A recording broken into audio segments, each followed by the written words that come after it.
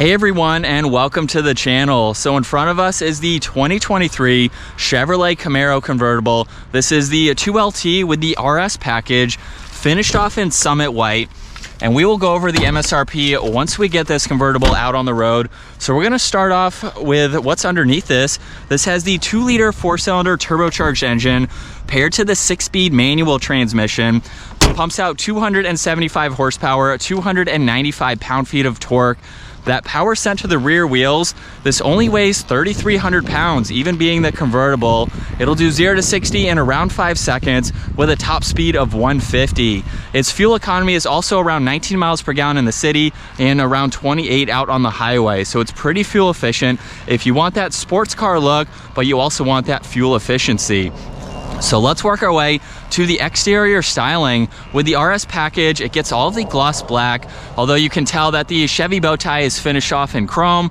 Plenty of cutouts in that upper and lower grille to provide a lot of cooling to this engine, along with the functional air inlets on each side.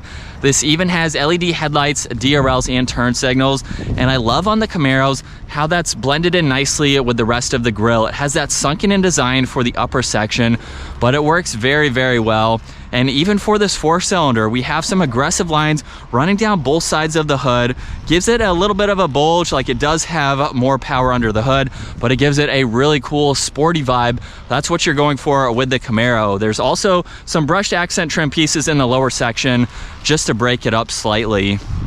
And for the side, again with the RS package, 20-inch set of wheels with that gloss black design to them. They have a bit of a middle flake and that 5-spoke design too.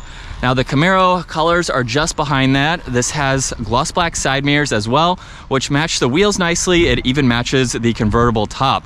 Now, if you have the trunk configured correctly, you can actually put down the top using the button on the key fob. So I'm not sure if it has to be locked or unlocked. And if I just hold on this, you can see it go down. So it's pretty cool. I feel like you have to be a little bit close to it in order for it to continue working.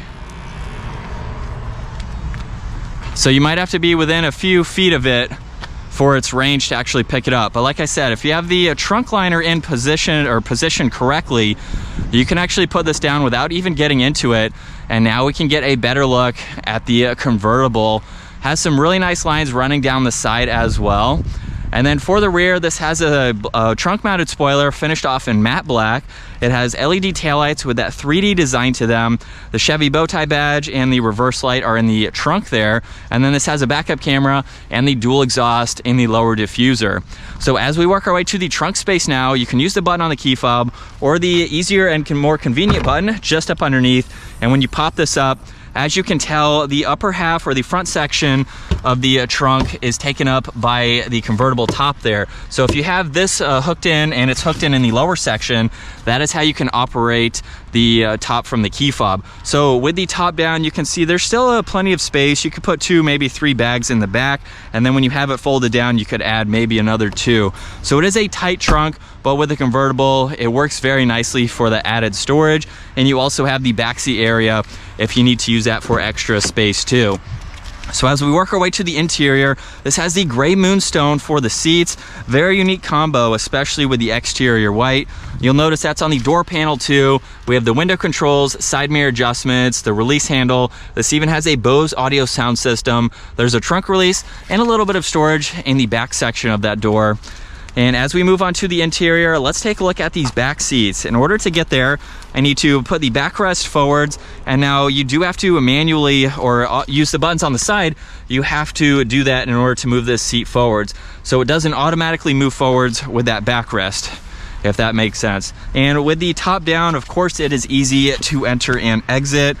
Obviously, you're not buying this for a full 4-seater, but if I needed a ride to go around town, I could make it work.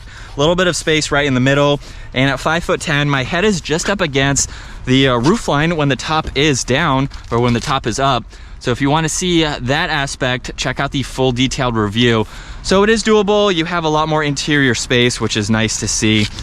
And as we work our way to the front seats now, we have the steering wheel, which is finished off in solid black leather We have controls here for the gauge cluster along with volume, there's favorites, even cruise control and the Bluetooth. But let's fire this up with my foot on the brake and the clutch. We can bring this to life, put it into neutral there. And you'll see for the gauge cluster, this has the tach and the speedometer on both sides. Fuel gauge as well as the engine temperature are right in the middle. And then underneath that, using these controls, you can go through a little bit more info, like all of your trip information. You can even see some other vitals, your TPMS.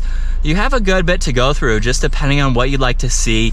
And then you even have a few adjustments under options where you can go into some units and configure this how you'd like to, even the speed warning too. So it's not crazy configurable, but it does give you a good bit of info. And then over on the left side, there's only one air vent along with the trip reset. We have a cool design for the bulges on each side of the gauge cluster there. And then right in the middle, you'll notice the 8-inch touchscreen system where it can further go through a lot more. So we have the home screen there, a lot of icons like Apple CarPlay, Android Auto, even your phone, your audio. You can go into settings, even go into your climates. So you can quickly get into all of that as needed. And there's also some shortcuts underneath that. So there's home, you have shortcuts to get back into that climate along with your media and phone, even a compass, and then a few physical buttons up underneath that like volume and power for the radio. Now this also has heated and ventilated seats, so those are on both sides. And then for the temperature adjustments, all you need to do is twist on the air vents for driver or passenger and you will see that adjust. All of the other AC controls are in the middle, like power, fan speed, and where you'd like the air to go. The hazards are also nicely placed in between there. And then to put this into reverse, simply pull it all the way to the left and up. You'll see that backup camera appear along with the guidelines, and it will also display a large R in the gauge cluster. So that way you know you are in reverse and not in first gear. So they are both to the left.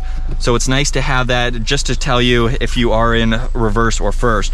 So behind that, there's traction control along with the different driving modes. So this does have a touring mode, sport, and then snow and ice. So depending on how you are driving your Camaro, there's the electronic parking brake along with a 12-volt, 2 cup holders, and then a good amount of storage for the center armrest. It is a bit small, but you do get some auxiliaries so you can charge electronics from the center area. And then for the glove box, you have plenty of room for all of that information. And we'll take one last look at this interior. Up top, we have a few call buttons. There's the rear view mirror, and then we also have the control for the convertible top. Now, I will say this is not the quickest system. Maybe 15 seconds, maybe a little bit more than that. But just like that, it is now completed. From there, we can put up the windows. So like I said earlier, there are 4 windows. I just need to switch that button, and now we can move on to the back 2. And then now you can get a look at visibility with the top up. Really not all that bad to see around. But now let's go ahead and get this out on the road. And like I mentioned, I don't think it's underpowered by any means. It's a fun car, especially if maybe this is your first car as well. I think it has a good amount of power for you to get into that sporty vibe and kind of get into that sports car theme. But with this angle here, you can see what it's like to be behind the wheel for this. And even with the soft top having the convertible, it's pretty quiet. I haven't been out on the highway, of course, but going the speeds that I've been on these back roads, it's actually a really smooth, comfortable driving car, even with the convertible. Now, while we are going just under 30 miles an hour, we can actually start the top-down process as we come up to this light here, or stop sign. So you can still do this while moving, which is nice to see. And we'll let it finish here. Put the windows up too, so that way that can just help with some audio purposes. And of course, you're going to hear some wind noise. Even with the windows down, you're gonna get that crosswind going. And that's to be expected. You're buying this because you want that top-down experience, you want the convertible, and you can just enjoy the weather just like we are doing today. It's a beautiful day to have the top down. And we'll just take another look at this interior. Very, very nice. So for almost $40,000, you know, like I mentioned earlier, it's a lot of money for especially a turbo 4-cylinder. But if you want a nicer model for the 4-cylinder, you want some of these creature comforts, different trim packages, things like that. You'll spend a little bit more to get some of those features if the engine is not something that you are interested in, you know, having more power, things like that. So I think it's justifiable, especially the convertible adds more to it compared to the coupe, so you're gonna spend more money just to get the convertible as well. And so if this is something for you, I think it's a good option for the money. And with one last minor acceleration, here we go. You can hear that turbo a little bit when you let off. But I think that's gonna wrap it up for the walk around review and test drive for the all new 2023 Chevrolet Camaro Convertible. Once again, huge shout out to Randy Marion Chevrolet for providing this sports car for me today. Check out their website, that link is down in the description, and give the video a huge thumbs up if you enjoyed it. Smash that subscribe button so you don't miss out on our daily uploads, and I will see you all in the next video.